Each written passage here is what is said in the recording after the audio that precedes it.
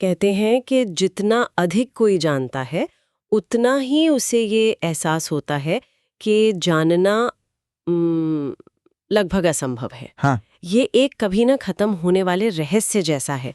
आप एक परत हटाते हैं तो उसके नीचे एक और गहरी परत मिल जाती है।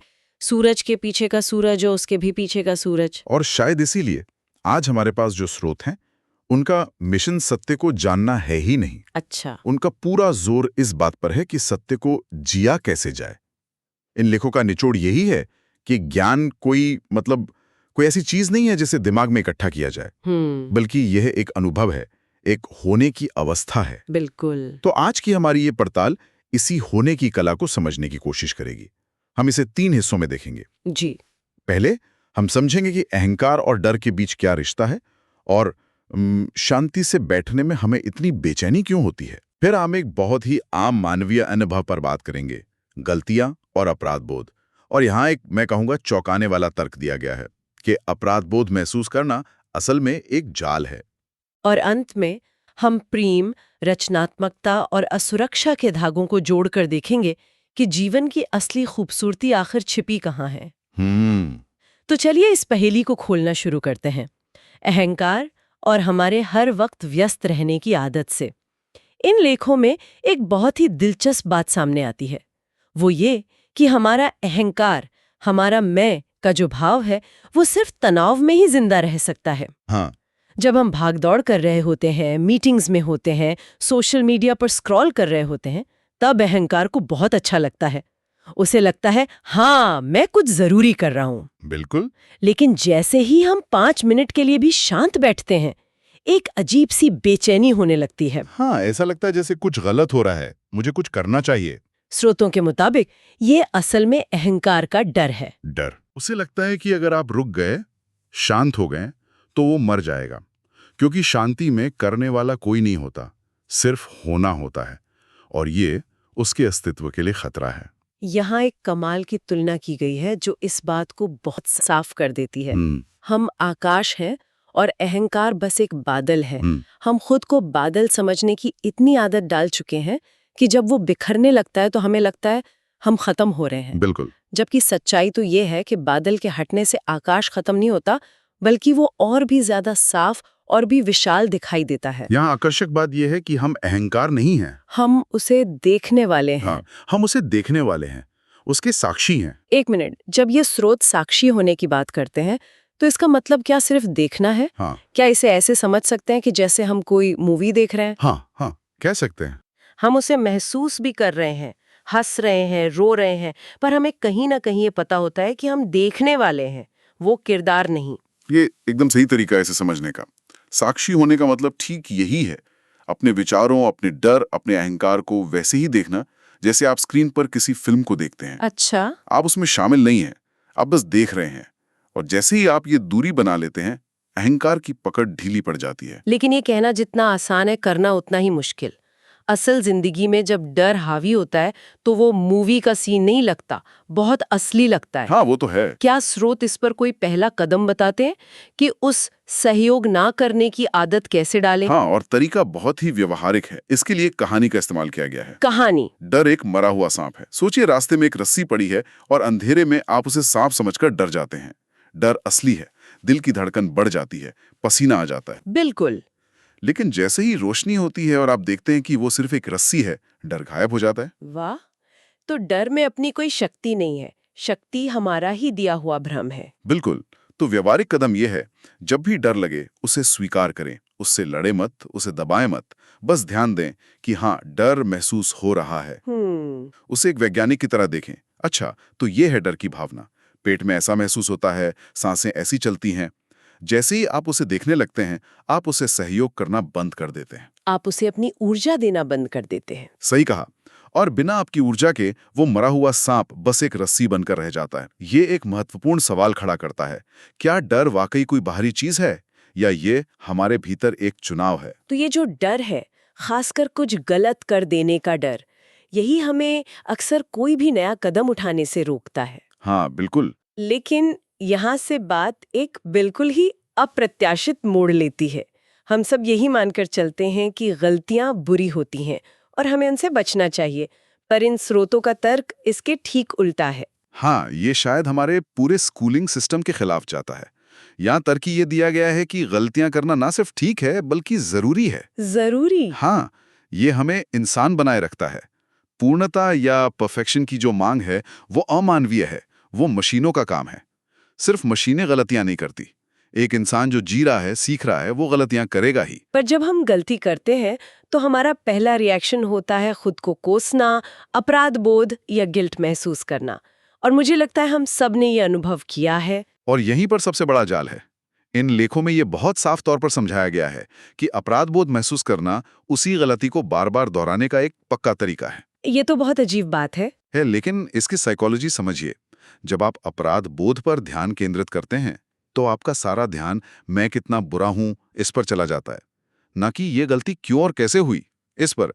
आप असल मुद्दे से ही भटक जाते हैं। इसे समझाने के लिए गणित का एक बहुत ही सरल उदाहरण दिया गया है। हाँ। मान लीजिए कोई छात्र 2 और 2 को 5 लिखता है। हाँ। अब अगर वो अपराध बोध में डूबकर उपवास करने लगे या खुद को पीटने लगे तो क्या इससे उसका गणित सुधर जाएगा?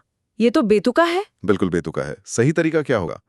एक वैज्ञानिक की तरह उस गलती को देखना, अपनी कॉपी उठाकर यह समझना कि अच्छा, मैंने जोड़ने की प्रक्रिया में कहां गड़बड़ की। जब आप गलती के तंत्र को, उसके मैकेनिज्म को समझ लेते हैं तो आप उससे मुक्त हो जाते हैं। अगली बार आप वो गलती नहीं करेंगे। अपराध बोध आपको वहीं फंसाए रखता है, जबकि जागरूकता आपको आजाद करती है। कमाल है।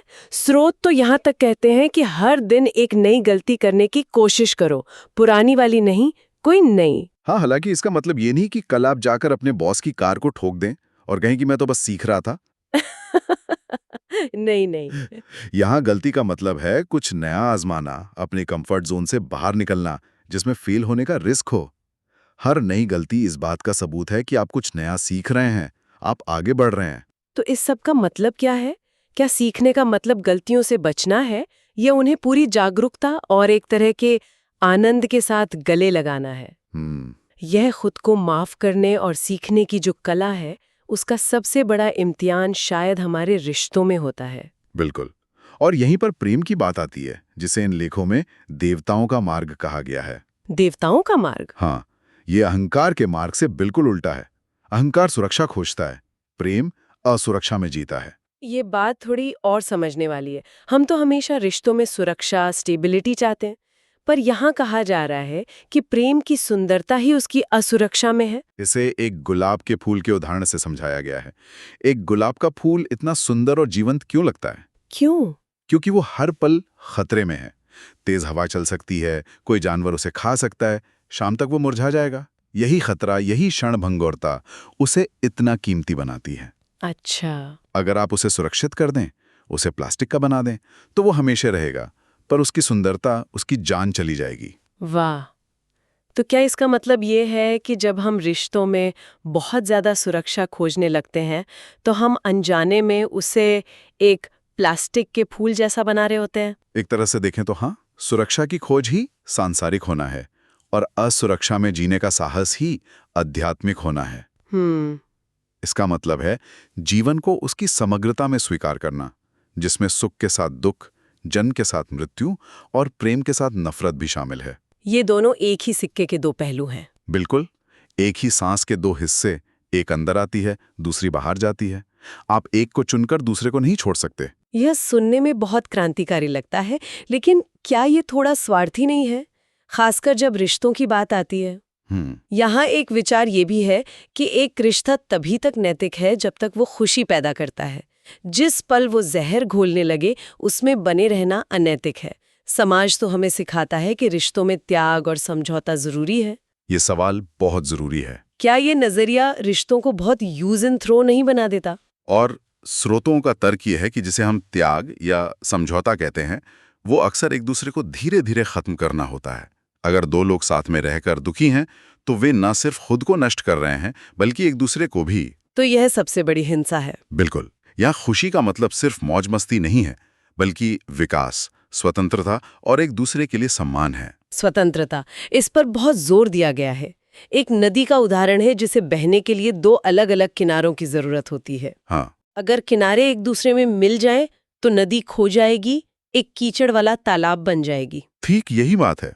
प्रेम का मतलब विलय नहीं बल्कि दो स्वतंत्र व्यक्तियों का एक साथ आना है जो एक दूसरे की स्वतंत्रता का सम्मान करते हैं। प्रेम बंधन नहीं, आजादी देता है। और ये आजादी ही रचनात्मकता को जन्म देती है, जो इस पूरी चर्चा का आखिरी और शायद सबसे महत्वपूर्ण हिस्सा है। रचनात्मकता।